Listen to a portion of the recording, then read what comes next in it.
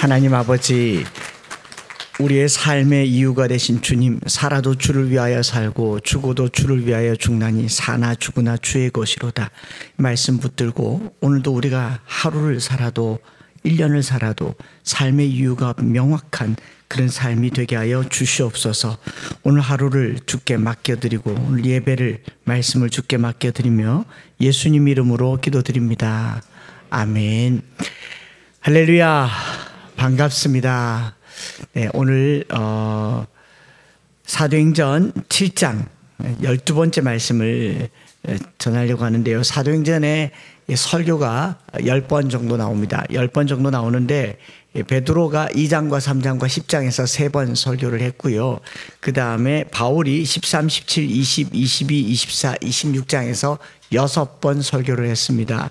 그리고 오늘 우리가 읽은 본문 1절부터 60절까지 긴 본문에 스데반이라고 하는 사람이 이제 설교를 한번 하죠. 그래서 모두 10번의 설교가 있는데요. 10번 설교 중에서 스데반은 한 번, 뭐 이외에도 설교를 여러 번 했겠죠. 그러나 성경에 기록된 것은 여기 한 번인데 스데반은 한 번의 설교로 죽임을 당하게 되는 내용이 기록되어 있습니다. 예수님 십자가 사건 이후로 처음으로 기독교 세계 안에 순교라고 하는 단어가 이제 적용되는 첫 순교자가 바로 스데반 집사님이 되는 거죠. 베드로는 2장에서 한 번 설교를 하고 처음 설교를 하고 3,000명이 세례를 받았습니다. 그리고 또 3장에서는 설교를 하고 4장에 가서 보면 5,000명이 예수를 믿었다 그래요. 심지어 10장에서는 베드로가 이방인 백부장 고넬료의 집에 설교를 했는데 성령이 역사하셨고 이방인들에게 세례를 베풀었습니다. 그런데 스데반은 한 번 설교를 하고 비참하게 그리고 처참하게 죽임을 당하게 됩니다. 오늘 우리가 읽은 대로 절차도 없는 것 같고요. 재판과 신문의 과정도 없고 스데반의 설교를 들은 사람들의 반응을 보면 그 표정과 인상에 대한 성경의 기록은 참 끔찍하고 또 좀 처참할 정도로 폭력적이고 거칠기까지 합니다. 사람들이 이렇게 잔인한가 싶을 만큼 이를 갈고 큰 소리를 지르고 귀를 막고 일제히 달려들어 성 밖으로 내치고 돌로 치고 자기들 스스로 그 분노의 정당성을 입증하기 위해서 겉옷을 벗어서 이 사울 앞에 던집니다. 이건 무슨 말이냐면 받지 죽어 마땅하지라고 하면서 이제 공통의 증인을 삼는 거죠. 그러면서 사울에게 두고 증인을 삼고, 즉 자기 손에 묻은 피에 대해서 이 연대 책임을 지는 방법으로 모두가 다 스데반 한 사람에게 집중해서 돌을 던지고 있는 겁니다. 이렇게 집단으로 처형을 하는 것은 집단이 가지고 있는 힘을 아주 잘 쓰고 있는 방법이겠죠. 파괴력이 아주 큰 게 집단의 힘이라고 볼 수 있습니다. 법으로 정한 처벌은요, 재판하고 심리하고 그리고 그 심리를 거쳐서 판결해서 맡겨진 이 심판자에 의해서 이 절차를 따라서 집행됩니다. 그런데 집단이라고 하는 것은요, 옳음을 다수의 여론으로 결정짓고 그리고 거기에 대한 책임의 무게를 n분의 1로 다 나눠버리기 때문에 거기에 대해서 객관적으로 옳고 그름은요, 여론이 훨씬 더 강한 힘을 갖고 책임은 나눠 갔기 때문에 책임이 아주 약하게 되는 이 아주 무서운 폭력이 바로 집단이라고 하는 거거든요. 요즘으로 본다면 SNS에 댓글 테러하는 거, 뭐 가해의 상황을 그냥 지켜만 보는 거. 나는 아무것도 안 했고 지켜만 보는 거예요. 그리고 그걸 계속 지켜보면서 말리지도 않는 거. 사실 이것도 이제 폭력이라고 볼 수 있지만 당사자는요, 그렇게 죄책감을 느끼지 않습니다. 직접 가해가 아니기 때문에. 또 이런 지켜봄으로 간접 동참하는 게 이게 뭐 그리 어렵겠냐는 겁니다. 돌을 던졌다고 하지만 여러분 돌 하나 던져서 사람이 죽습니까? 다윗도 아니고. 다윗은 던져서 한 번에 골리앗이 넘어뜨렸지만 이 사람들이 뭐 다윗 연습하듯이 물맷돌로 던진 게 아니고 손에 들고 있는 돌, 아무거나 잡히는 돌, 그리고 주변에 돌이 뭐 큰 돌이 있는 게 아니고 어떻게 돌 잡았다가 잘못 잡았는데 돌이 너무 커가지고 돌 큰 걸로 던지려고 잡았는데 안 들려가지고 그러고 그냥 말 건데 돌을 던져서 죽진 않아요. 그러니까 직접 살인이나 살해하지 않았다라는 형식으로 돌을 던졌지만 그 집단이 던진 돌로 사람이 죽는 거, 이게 투석형입니다. 작은 폭력이 모여서 살인이 가능한 거죠. 오늘날도 마찬가지죠. 작은 몇 마디의 말로 사람 죽일 수 있는 것이 집단의 힘입니다. 우리가 그냥 조금만 미워해도요, 이 미움이 쌓이면 사람을 죽일 수가 있습니다. 우리가 조금만 증오해도 증오가 쌓이면 사람을 매장시킬 수가 있습니다. 왕따, 사회적 매장, 살인 다 가능한 거죠. 돌 하나 던진다고 사람이 죽지는 않아요. 그런데 내 마음의 돌을 누군가의 돌에 얹어서 여론을 만들면 그건 살인에 해당한다라는 겁니다. 전 이 말씀을 조금 다루고 싶어서 이쪽으로 조금 더 보게 되었습니다. 그러므로 미움을 표현하는 방법으로 돌을 던질 때 이런 돌 하나하나 쌓이면 살인도 가능하기 때문에 미워는 혼자 하세요. 혼자 미워하시라고. 여론을 만들지 마시라고요. 정죄는 국가가 정한 법이 합니다. 그리고 하나님이 하세요. 그러니까 정죄도 혼자 하시고 미워도 혼자 하셔야 되는 거죠. 정치적으로도 누구를 미워하거나 정당에 대한 작은 분노, 어떤 정치인들에 대한 불편한 마음들이 혼자 하시면 되는데 이걸로 여론을 만들면 상당한 폭력이 될 수 있다. 스데반은 사실 여론에 의해서 죽은 거지 진리 비진리의 문제로 죽은 게 아니지 않습니까? 본문의 스데반의 죽음은 재판도 심리도 이루어지지 않았고 법적인 절차를 따라 죄도 정해지지 않았고 옳고 그름을 따질 겨를도 없이 성난 군중들이 손에 각자의 이 돌덩어리들이 들려져서 이것들이 모여서 스데반은 죽음에 이르게 됩니다. 개개인은 죽을 만큼 돌을 던지지 않았어요. 그냥 던졌습니다. 아마 딱이 때릴 정도에 에라이 그러고 던졌는데 이런 돌 다 맞아서 죽은 겁니다. 아무도 죽이지 않았어요. 그러나 모두 죽인 거죠. 살인의 죄가 없이 스데반은 죽은 겁니다. 누가 죽였는지 아무도 모르는 거죠. 집단이 돌을 던져서 그냥 옆에서 살살 어떤 사람은요 아유 그러면서 옆에 던진다고 던졌을 거예요. 아유 나도 미워 그러고 옆에다가 직접적으로 던지지 않고 옆에다 던졌는데 그런 돌들이 모여서 사람 하나 죽여내는 거죠. 이렇게 스데반이 순교를 당했습니다. 저는 이 본문을 여러 번 읽으면서 스데반이 왜 순교했는가, 왜 죽었는가를 그냥 시체말로 우스갯소리로 설교가 길어서라고 말한 걸 지난밤에 회개했습니다. 설교 길게 해서 죽었다라는 말을 우스개처럼 할 이야기가 아닌 것이 너무나도 잔인하고 분노하고 이를 갈고 귀를 막고 몰아내고 아무도 죽이지 않은 듯이 돌 하나 던져서 돌 위에 돌 하나 얹어서 죽여버리는 이 잔인함의 이 무서움을 상상을 해보니까 설교 길어서 죽었다 이런 말을 그냥 장난처럼 해서는 안 되겠다라는 생각이 들어서 그동안 했던 말들을 회개하게 되었습니다. 성령 충만하고 은혜가 충만하여 큰 기사와 이적을 표적을 민간에 행했던 스데반이 이렇게 한순간에 처참하게 죽음에 이르게 되는 것, 이걸 우리는 순교라고 얘기하고 순교의 가치를 고상하게, 그리고 기독교 역사에서 기독교는 순교와 박해의 씨앗 위에서 세워졌다라는 말을 해왔습니다. 초대교회의 교부이자 신학자였던 터툴리안은 교회라고 하는 나무는 세 가지 액체를 먹고 자라왔다. 수고의 땀을 먹었고 기도의 눈물을 먹었고 순교의 피를 머금고 교회는 자랐다. 이런 말을 했습니다. 교회는 언제나 순교자들의 헌신과 희생 위에 세워져 온 것이 사실입니다. 우리나라도 마찬가지인 것이 그 무수한 선교사님들의 피와 희생과 헌신들이 오늘의 교회에 이르게 하지 않았습니까? 가장 우선적으로는 1866년도에 대동강에서 로버트 저머인 토마스 선교사님이 성경책을 들고 대동강변에서 순교를 한 사건을 필두로 해서 무수한 사람들이, 양화진에 가보면 그 묘역에 순교한 선교사님들의 묘소가 있고 절두산에서 죽어나간 많은 사람들의 순교의 피로 교회가 세워졌다라고 우리가 알고 있습니다. 그러나 이런 순교와 희생이 가져온 열매가 크고 은혜가 넘쳤고 열매가 크기 때문에 순교를 부각시키거나 순교를 당연하게 하는 것에 대해서 조금 생각해 보아야 되겠다라는 생각을 하게 되는 거죠. 모두가 다 순교의 각오를 하고 예수를 믿어야 되는가 물어봐야 되는 거죠. 우리 찬양 중에 그런 찬양 있지 않습니까? 순교자의 삶을 사는 이에게, 십자가의 길을 걷는 자에게 청년 시절에 선교 훈련 받을 때 죽겠습니다. 죽으러 가겠습니다. 육탄으로 가겠습니다. 이런 각오를 하고 신앙생활한 지 벌써 몇십 년이 되니까 지금 제 마음이 약해진 걸까요?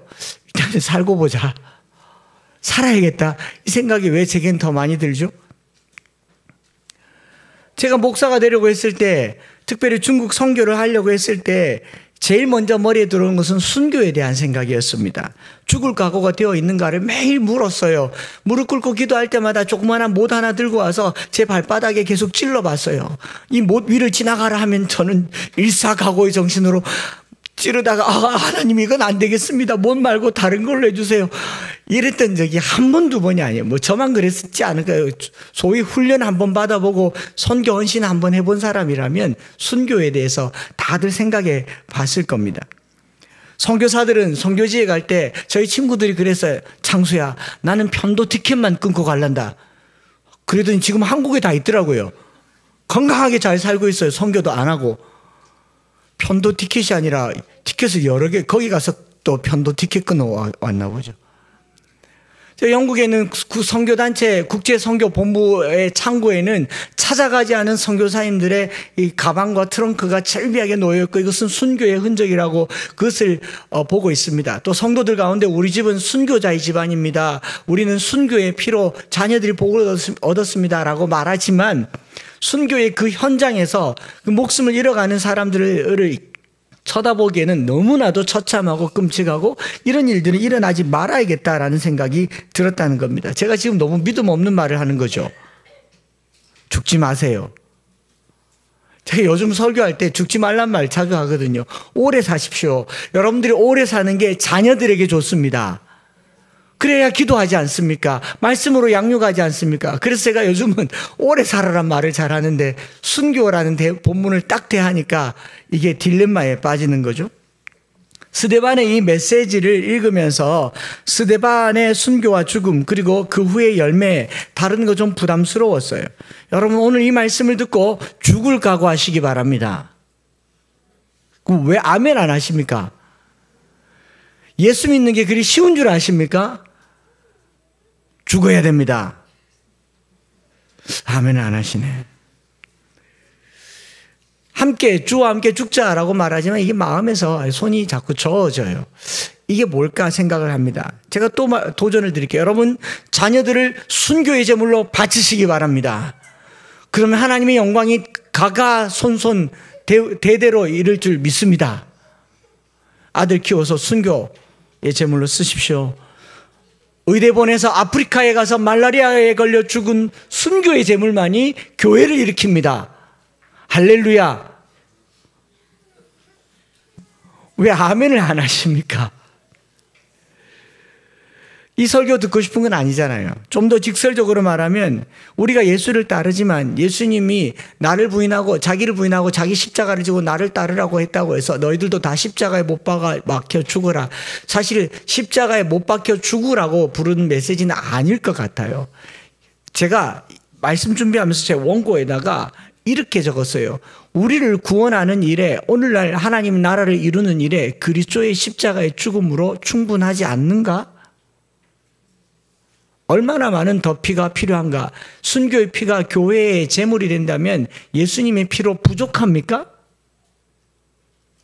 죽지 말란 말도 아니고 죽으란 말도 아닙니다. 순교라고 하는 것은 그 상황에서 말씀을 거역하는, 말씀을 거부하는 사람들과의 상황에서 나타난 충돌의 현상이지 당연한 현상은 아닐 거라는 겁니다. 그래서 예수님께서 말씀하셨죠. 마태복음 10장 16절에 보라 내가 너희를 보냄이 양을 이리 가운데로 보냄과 같도다. 양을 이리 가운데로 보내면 100번 죽어요.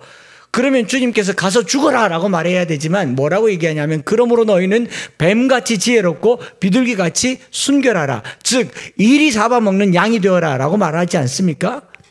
할렐루야. 우리가요 이리를 잡아먹는 양입니다. 저게 양처럼 순한 것 같은데 이리를 확 잡아먹는 거예요.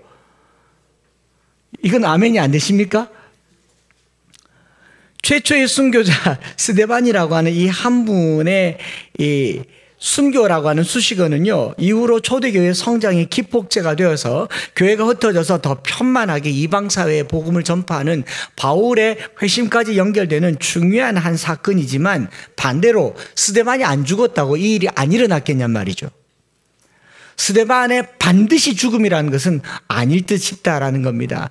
오늘 우리가 희생양 모델이라고 하는 이 희생양 시스템 때문에 모든 정치, 사회, 문화, 노동, 모든 영역의 희생을 고결하게 여기는 시스템은 십자가 이래로 계속 따라와요. 그러다 보니까 교회에서 이 희생을 과하게 강요하는 경우가 있더라라는 말입니다. 여러분, 농민운동이든지 노동운동이든지 정치든지 이 노사간에 뭘 하면 다 높은 데 올라가서 단식하고 또는 몸에 하지 말아야 될 어떤 기름 붓고 이런 것들로 말미암아서 막 불과 같이 일어나는 것을 하나의 희생양 모델로 삼는 거는요, 예수님의 십자가를 흉내내는 것이긴 하겠지만 그것 때문에 세상이 바뀔 거라면요, 우리가 차라리 죽는 게 낫죠.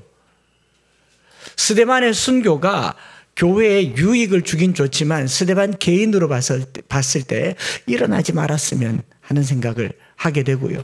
저는 우리 성도들 중 누구도 복음 전하다가 안 죽었으면 좋겠습니다.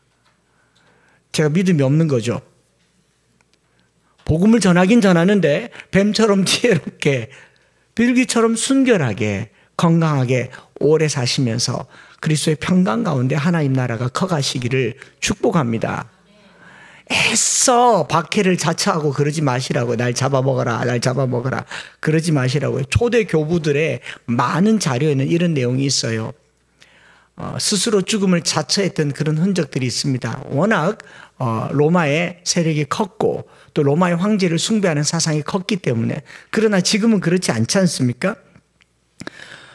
몇몇 사람의 희생들을 통해서 하나님 나라를 키워나가는 방식을 주님이 원하는 것은 아니었을 것 같습니다. 다만 세상이 악해서 복음을 받아들이지 않았기 때문에 순교할 수밖에 없는 것이지, 순교해야만 교회가 성장한다라는 이 논리는 조금 다른 각도에서 봐야 될 것 같습니다. 순교를 교회 성장의 자극과 흥분제로 쓰지 말아야 된다라는 거죠. 오늘날 누가 복음을 전하다가 감옥을 간다거나 불의한 일을 당하면 우리는 흥분할 겁니다. 그것 때문에 사람들이 몰릴 거예요. 이런 것들은 정치 세계에서 너무 많이 이용하기 때문에 그러지 말자, 이거 아니라는 겁니다. 오히려 스데반은 죽으려고 복음 전하는 게 아닙니다. 순교를 각오하고 복음을 전하는 게 아니라고요. 스데반의 설교의 자세와 태도를 통하여서 오늘 이리 가운데 살아가는 이 양떼들이 얻을 지혜가 무엇인지를 7장에서 살펴보려고 하는 겁니다. 다 하나님의 뜻만큼 사는 거잖아요. 어떤 사람은 좀 일찍 세상을 떠나기도 하고 어떤 사람은 사는 만큼 살기도 하지만 우리의 삶과 죽음의 모든 과정을 통해서 하나님이 역사하시고 하나님이 일하시는 삶을 사시기를 축복합니다.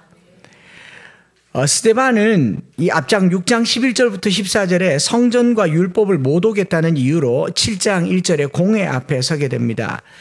공회 앞에서 이 설교를 한 거예요. 솔로몬의 행각, 안진뱅이를 일으켰던 솔로몬의 행각, 성령 충만한 후에 솔로몬의 행각에서 설교를 한 게 아니고 공회 앞에서, 재판장 앞에서 설교를 한 겁니다. 이미 공회에 끌려왔을 때 자기를 고발하고 자기를 반대하는 무리들, 회당의 사람들이 거기 있는 백성과 장로와 서기관들을 충동하였다. 사도행전 6장에 그렇게 나와 있지 않습니까? 그리고 그 사람들은 이미 흥분된 상태입니다. 즉 무슨 말을 해도 죽음을 피하기 어려운 지경이다라는 겁니다. 이 설교했기 때문에 아니라 설교를 안 해도 죽을 판이에요. 그 대표적인 예가 예수님이지 않습니까?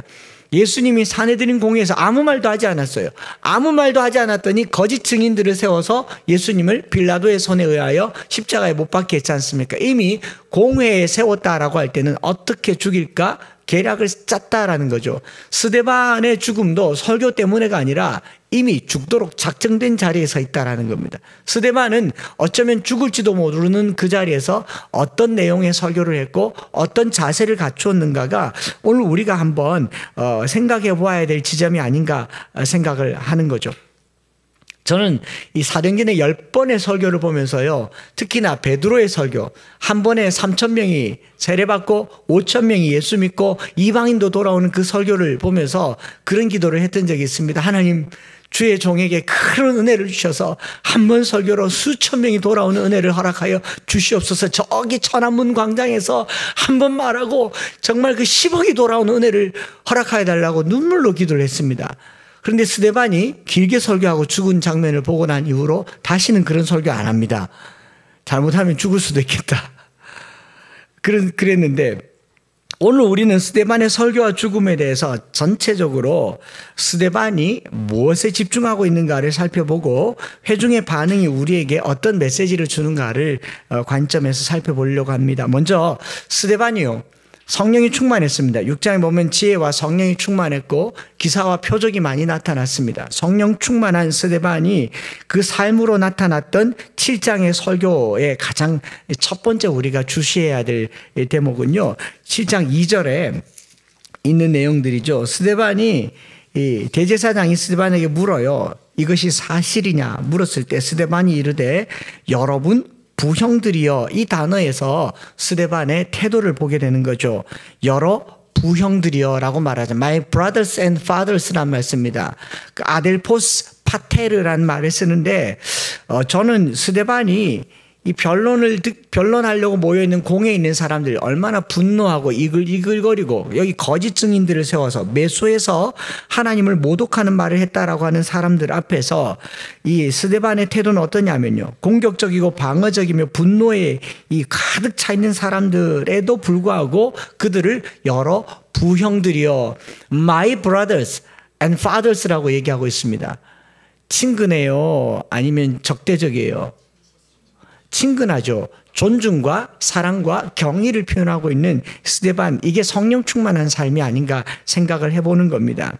자기 죽이겠다고 사람들을 선동하고 매수해서 거짓 증인들로 가득 채운 이 사람들을 향한 스데반의 태도는요, 여러 부형들이요, My brothers and fathers라고 얘기하는 거예요. 존칭과 애칭까지 써가면서 존중을 하는 겁니다. 손에 돌을 들고 이글이글거리면서 자기를 쳐다보고 있는데 나의 형제들아, 나의 아버지시여. 어른들에게는 아버지라고 얘기하고 동료들에게는 형제들이라고 얘기를 하는 겁니다. 그리고 7장 1절부터 50절까지 우리 조상, 우리라는 표현을 11번이나 사용하면서, 물론 너희라는 말도 쓰지만 우리라는 표현을 11번이나 사용하면서 최대한 자기를 향하여 적대적인 사람들에게 적대적으로 대하지 않는 스데반의 자세, 이게 성령 충만한 삶이 아닌가 생각을 해보는 거죠. 스데반의 설교 이 내용은요, 우리가 들어서 조금 어렵고 길어 보이겠지만 당시 사람들은 이 내용 다 아는 내용이에요.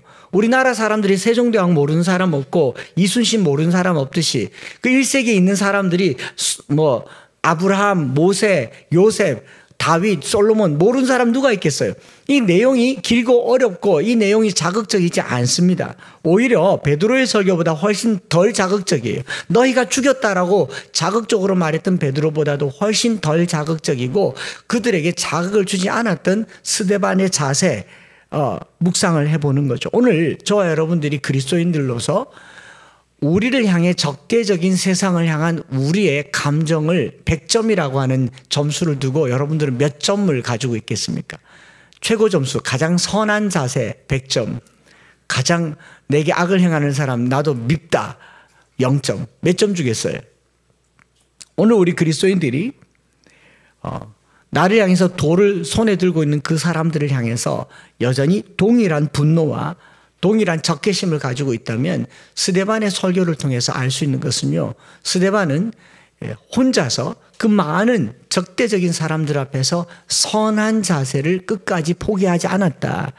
이것이 중요한 것입니다. 설교의 내용보다 설교하는 자의 자세가 훨씬 더 중요하죠. 교회의 적대적인 세상을 향한 우리의 태도가 지나치게 공격적이고 그리고 배타적이고 그리고 상호 분노에 이글거리고 있다라는 겁니다. 특히나 우리 개신교인들이 모슬렘을 향한 태도는 어떻습니까? 죽어도 안 된답니다. 아니 이슬람 국가의 선교사를 눈물을 흘리면서 그 들어가기 어려운 곳에 신분 세탁해가면서까지 선교하러 보내놓고 이 땅에 들어와 있는 이슬람 사람들, 무슬림들을 향해서 강력하게 내 땅에는 안 된다라고 얘기를 합니다.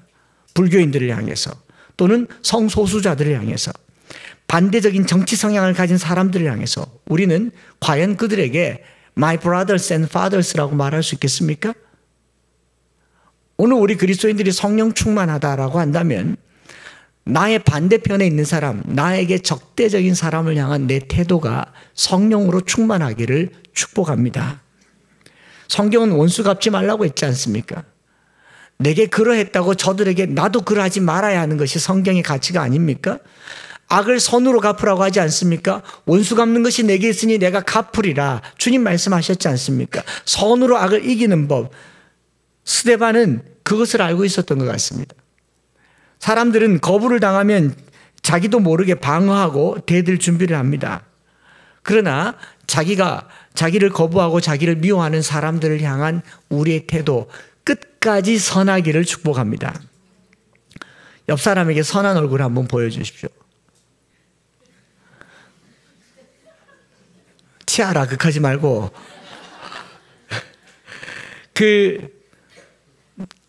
그 드라마에 이런 대사가 있더라고요.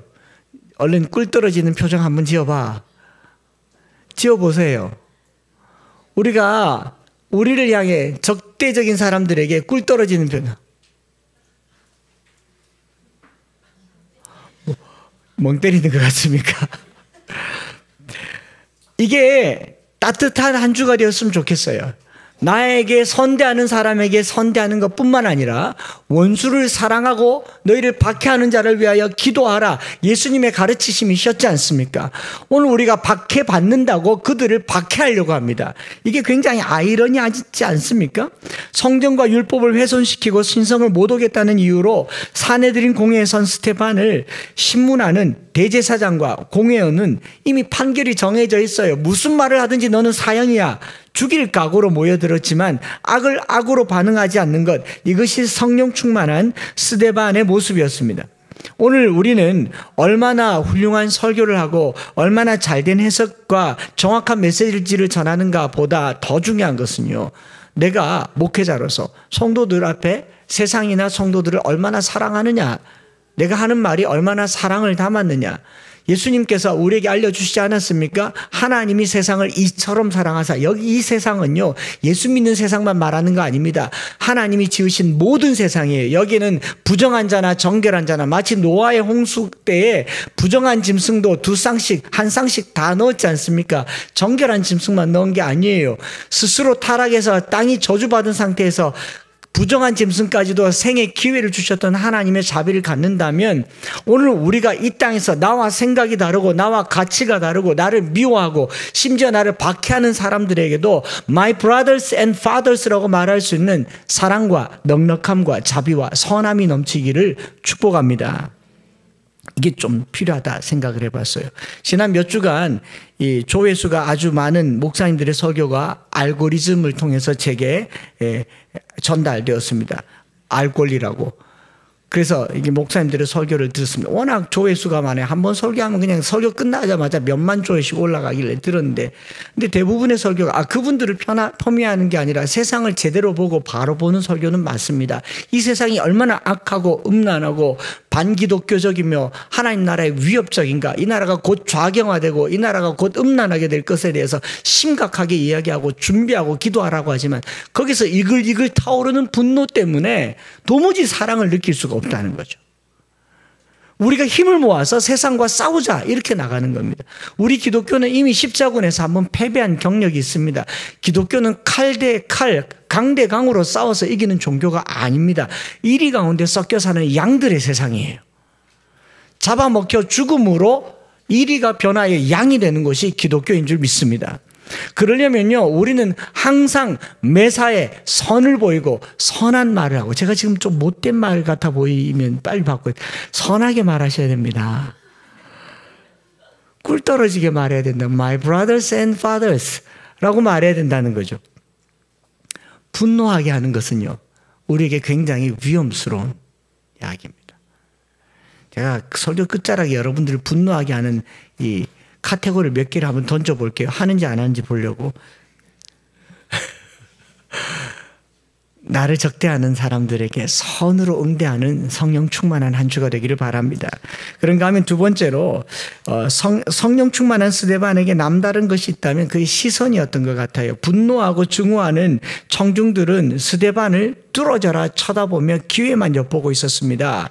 스데반을 쳐다보고 있었어요. 스데반이 하는 말을 듣고 있었습니다. 너 걸리기만 걸리면 그냥 딱 죽여버릴 거야, 이런 마음으로 있었는데, 스데반은 설교 초반부터 그의 시선이 어디에 있는지를 보여주고 있습니다. 7장 2절에 조상 아브라함에게 영광의 하나님이 보여서 떠나라고 말씀하신 내용, 영광의 하나님이 그들에게 보였다라고 얘기하잖아요. 여기서부터 시작해서 설교 맨 마지막에 하나님의 영광을 자신이 바라보는 대목으로 설교가 마무리됩니다.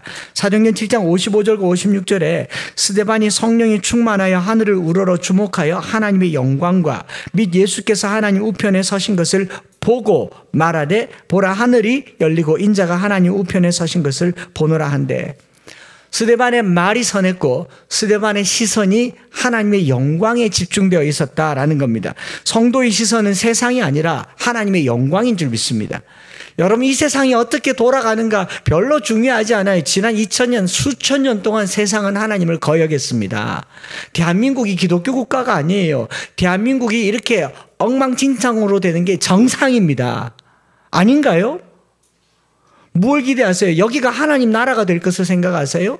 주님이 오시기 전까지는 이루어지지 않는 거예요.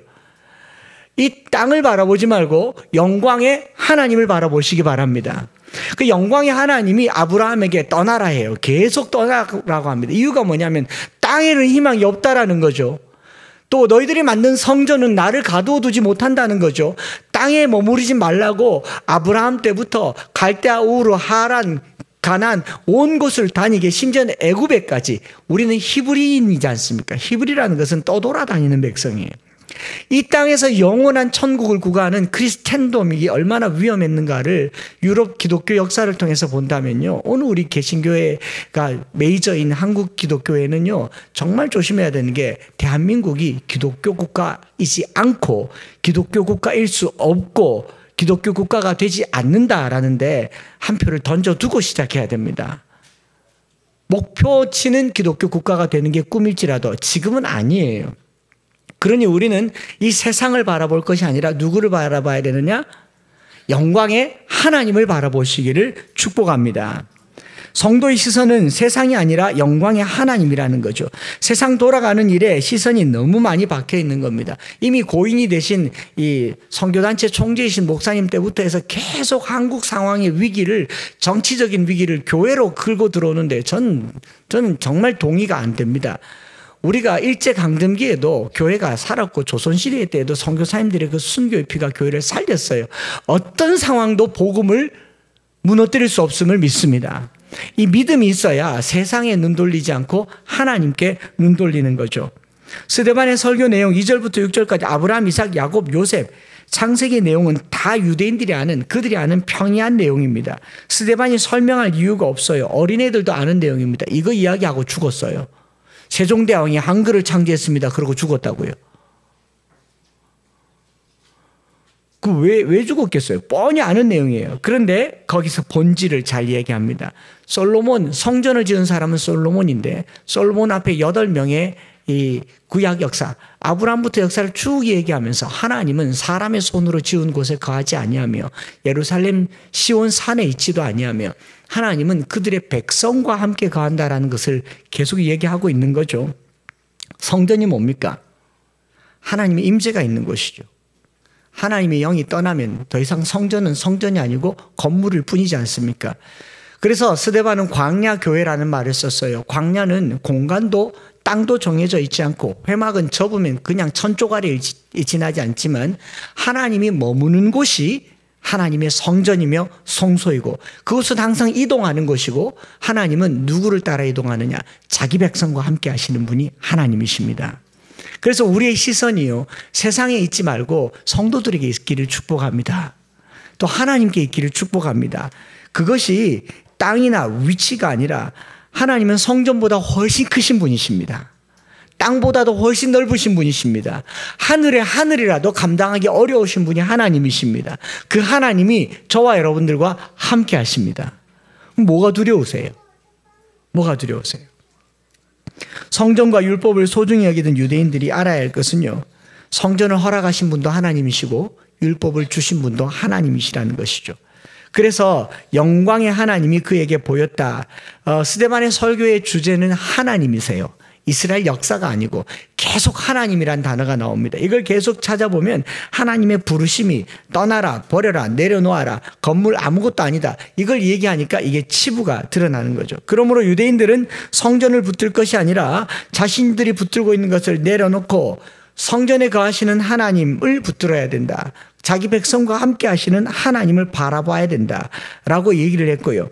명백하게 진실을 말했더니 이게 너무 사실이다 보니까 요즘 현대법에 103조인가 어디 있는 법에 보니까 사실 직시에 의한 명예훼손이라는 게 법이 있더라고요. 너무나도 사실을 딱 들어대니까 분노가 유발되는 거죠. 분노가 유발되는 거. 유엔에서 우리나라에 사실 직시에 의한 명예훼손 이거 형사법으로까지는 하지 않아야 된다라고 얘기를 해도 우리나라에서는 아직도 어떤 사실을 직시를 하면, 소위 말해서 회사의 여직원이 상사로부터 갑질당한 것을 폭로를 하면 명예훼손으로 벌금 500만 원 이하의 벌금을 형을 받도록 되어 있습니다.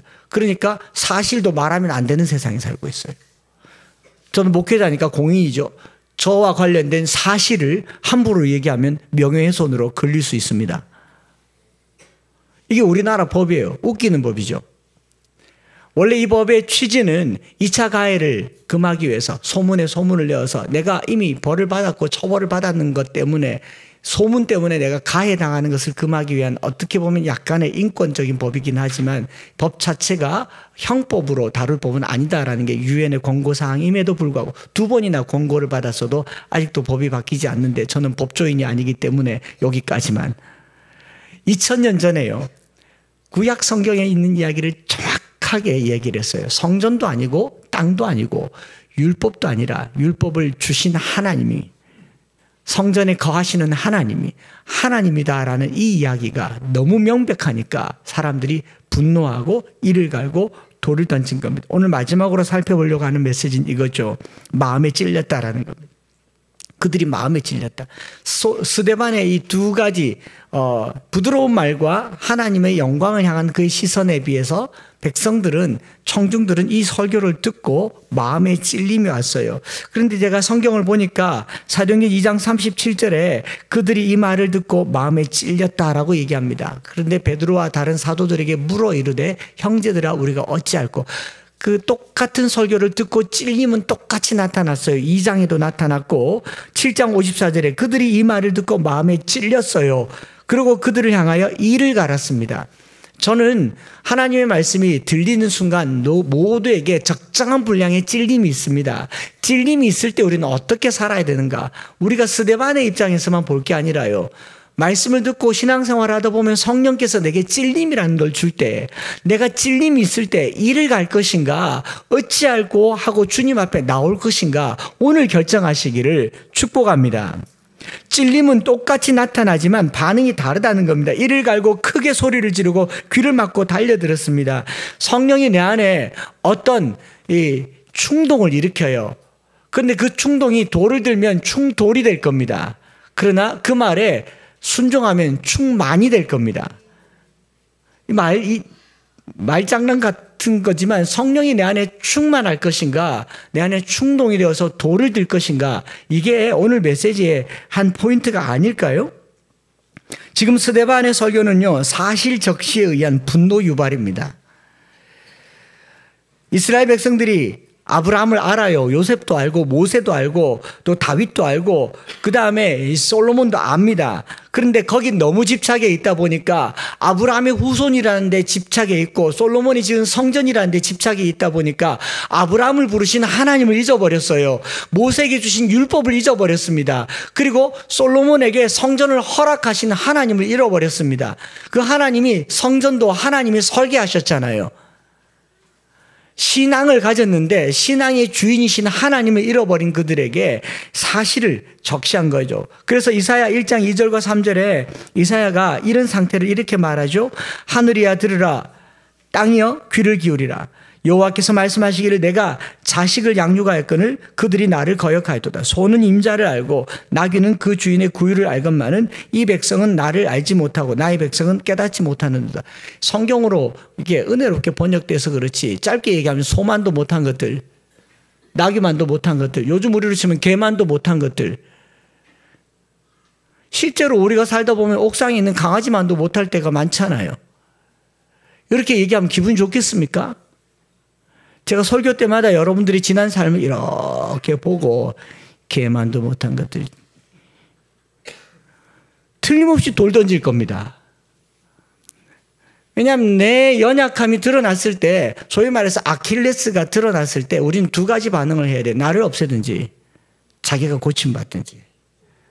오늘 우리의 삶이 매주 설교를 들을 때요, 예수님이 왜 죽임 당하셨느냐? 예수님 내가 곧 길이요 진리요 생명이라고 했는데 예수님만 없애면 자신들이 길이잖아요. 자신들이 하는 말이 진리가 되잖아요. 자신들이 하는 말이 생명이 되었지 않습니까? 뭐 이거 되게 조심스럽고 외람된 말이지만 오늘 제가 속한 교단이나 교회나 우리가 있는 이 교파들이 우리가 쌓아둔 교리 때문에, 우리가 만들어 놓은 조직 신학 때문에 우리를 구원에 이르게 하신 예수 그리스도와 하나님은 던져버리고 오직 내 것만 옳다고 하면서 남의 것을 미워하지는 않습니까?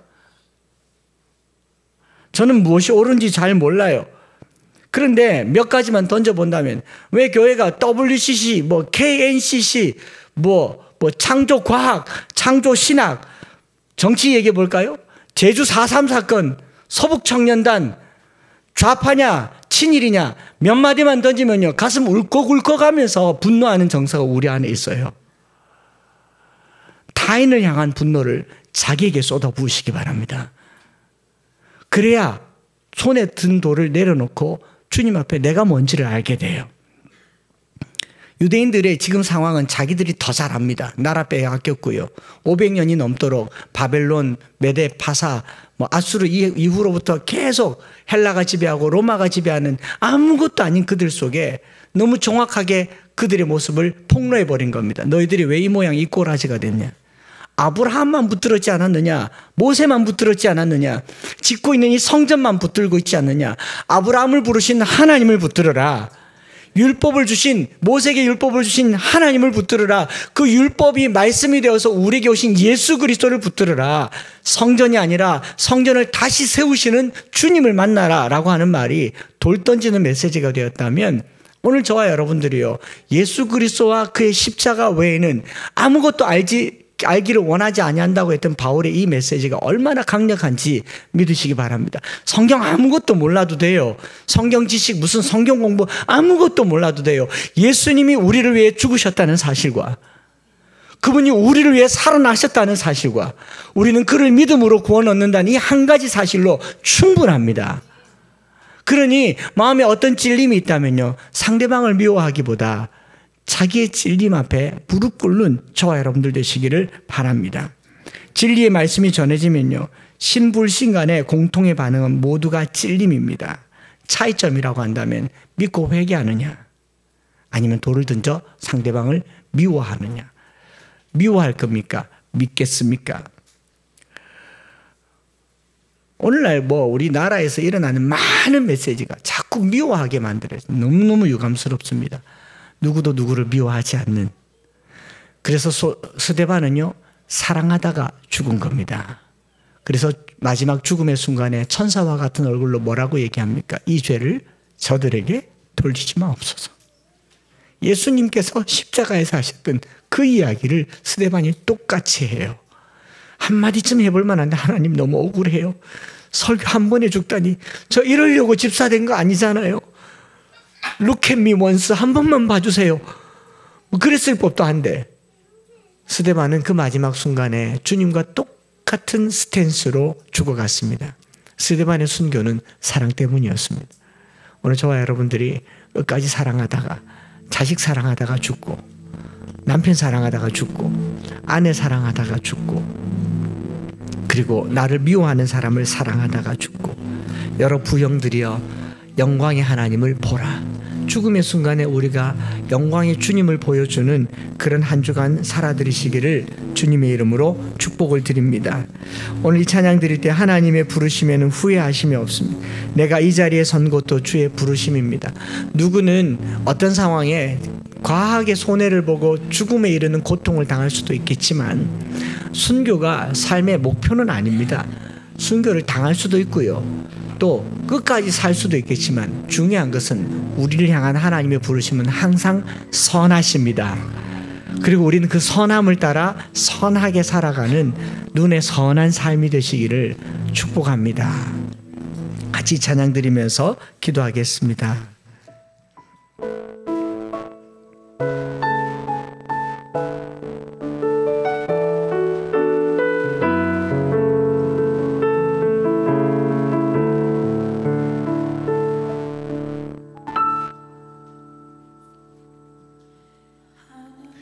하나님의 부르심에는 후회하심이 없네.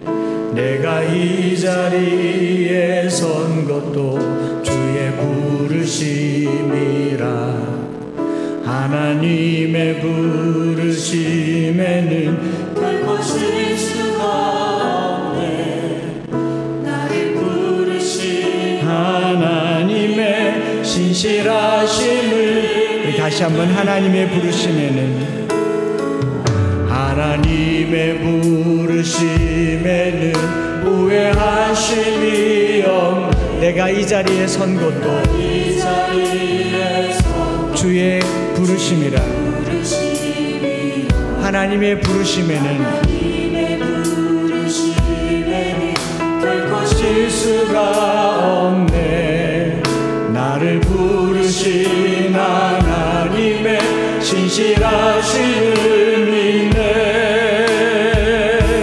날 부르신 뜻 내 생각보다 크고 날 향한 계획 나의 지혜로 측량 못하나 가장 좋은 길로 가장 완전한 길로 오늘도 날 이끄신 믿네.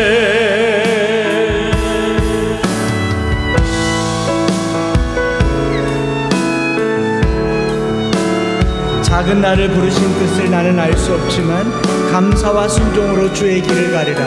우리가 순교의 제물이 되자는 게 아니에요. 그냥 사랑하며 살려고요. 사랑하면서 사는 그게 바로 하나님의 뜻이고요. 거기에 실수가 없습니다. 우리 하나님의 부르심을 따라서 작은 나를 부르신 뜻을 작은 나를 부르신 뜻을 나는 알 수 없지만 오직 감사와 순종으로 주의 길을 가리라. 때론 내가 연약해져도 주님 날 도우시니 주의 놀라운 그 계획을 나는 믿으며 날 부르신 뜻 내 생각보다 크고 내 생각보다 크고 날 향한 계획 나의 지혜로 측량 못하나 가장 좋은 길로 가장 완전한 길로 오늘도 날 부르신 뜻 날 부르신 뜻 내 생각보다 크고 날 향한 계획 나의 지혜로 측량 못하나 가장 좋은 길로 가장 완전한 길로 오늘도 나 옆사람 손을 한번 잡아줘. 널 부르신 뜻 널 부르신 뜻 내 생각보다 널 향한 계획 널 향한 계획 너의 지혜로 측량 가장 좋은 길로 가장 완전한 길로 가장 완전한 길로 오늘도 날 이끄신 믿네. 제가 이 말씀 보면서요, 이게 맞는지는 모르겠지만 제 마음에 계속 들어오는 생각은요, 사도행전을 선교적으로 본다. 아유, 그런 거 잘 모르겠어요. 우리가 세계 선교하고 땅끝까지 이르러 주님 증인되는 거 모르겠어요. 그런데 사도행전에도 동일하게 나타난 하나님의 메시지가 있다면요, 눈앞에 있는 사람을 사랑하는 것이었고, 스데반의 사명은 죽어서 그 순교의 열매가 교회를 확산시킨 게 아니라 사랑으로 죽은 게 다예요. 그게 전부입니다. 우리가 살면서 눈앞에 있는 사람, 눈에 보이는 사람 사랑하면요, 그게 다 하는 거예요. 뭐 멀리 가서 큰일하고 교회 짓고 선교하고 땅끝까지, 전 그런 거 모르겠습니다. 중요한 거예요, 오늘 내 앞에 있는 사람, 나를 반대하는 사람, 나를 미워하는 사람에게 사랑합시다. 사랑이 말 한마디 다 하는 거, 그게 뭐에 어렵습니까? 그러다 죽으면 끝. 사명 다하는 거예요. 자녀들에게, 남편에게, 아내에게 우리가 할 수 있는 최선의 사랑을 다하는 거. 레위기도 사랑이었다면요, 사도행전도 사랑이었던 것 같아요. 그 사랑을 받으니 공동체를 사랑하고 이웃을 사랑하고 그 사랑이 확산되어 가는 것, 이것이 전념성이 있었던 것, 저는 그렇게 믿습니다. 한 주간 살면서요, 여러분 선교하라고 순교하라고 부르진 않겠습니다. 한 가지 합시다. 사랑하는 말 합시다. 선한 말하고요, 마음의 찔림을 돌로 갚지 말고 나를 찔러서 회개케 하는데 갚으시고, 나를 찌르는 사람은 찌를수록 사랑하는 저와 여러분들 되시기를. 우리 시간 날 부르신 그 뜻은요, 사랑하라고 부르신 뜻인 줄 믿고 우리 주여 한번 부르짖고 합심해서 기도하겠습니다. 주여, 날 부르신 뜻 내 생각보다 크고, 하나님 아버지, 여러 부형들아, My brothers and fathers라고 말한 우리 하나님께서 스데반을 통하여서 선함을 보이시고 선한 능력을 보이신 것을 오늘 말씀을 통해서 다시 깨닫고 우리의 시선을 하나님께, 영광의 하나님을 바라보게 하여 주옵소서. 아버지 하나님, 분노하고 이를 갈고 돌을 들고 내치는 사람들을 쳐다볼 것이 아니라 영광의 하나님을 쳐다보고 자기에게 있는 자들을 사랑하시며 끝까지 사랑하시며 이 죄를 저들에게 돌리지 말아달라고 했던 그 마지막 한마디처럼, 하나님, 이 죄를 누구에게 돌리겠습니까? 누구의 죄도 아닌 것을 하나님, 내가 이 죄를 지고 십자가를 지고 살게 하여 주시옵소서. 날 부르신 뜻 내 생각보다 크고, 난 계획 나의 지혜로 증량 못하나 가장 좋은 길로, 가장 완전한 길로 오늘도 날 이끄신 믿네. 하나님 아버지, 한번 설교와 순교로 끝난 것 같지만 그 이면에 숨어져 있는 그리스도의 십자가의 정신을 배우려고 합니다. 자기에게 있는 자들을 사랑하시되 끝까지 사랑하신 주님, 십자가에서조차도 그 사랑의 모습을 포기하지 않으신 주님, 아버지 하나님께서 세상을 사랑하시되 독생자를 주시기까지 사랑하신 것처럼, 하나님, 우리를 미워하고 우리를 적대하는 이 세상에 어떻게 지혜롭게 순결하게 살아가야 할지를 사랑으로 보고 배우게 하여 주옵소서. 악을 악으로 갚지 말고 선으로 갚게 하여 주시고, 이를 갈고 눈을 부라리며 귀를 막고 돌을 들고 내 몸을 밀쳐내는 사람들을 바라볼 것이 아니라 하나님의 영광을 바라보게 하여 주시옵소서. 분노하는 사람들에게 이 죄를 저들에게 돌리지 마시고 나에게 갚아달라고 했던 그 스데반의 마지막 순간이 가장 영광스러웠던 것을 생각한다면, 순교, 십자가 잘 모르겠지만 사랑하다 죽게 하시고 사랑하다 생을 마감하는 우리의 삶들이 되게 하여 주시옵소서.